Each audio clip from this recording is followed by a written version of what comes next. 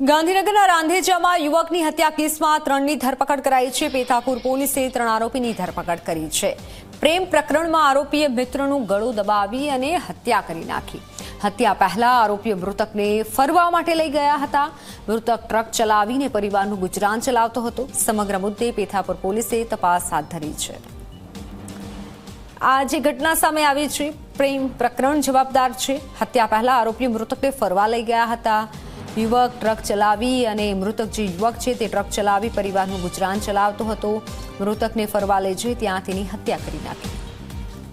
અત્યાર સુધીમાં પોલીસની તપાસમાં જાણવા મળ્યું છે કે આરોપી લાલાજી ઠાકોર મરણ જનાર જો છે, મરણ જનારની પત્ની સાથે આડા સંબંધ બાંધવાનો પ્રયાસ કરતો હતો, જેના લીધે બોલાચાલી થઈ હતી અને ત્રણેય આરોપી જો મરણ જનાર છે એને આગળ ગાડીમાં બેસાડીને પાછળથી દુપટ્ટાથી એને ગળા દબાવીને હત્યા કરી દીધી હતી। એના પછી ડેડ બોડીને એક ખુલ્લા ખેતરમાં ફેંકી નાખી।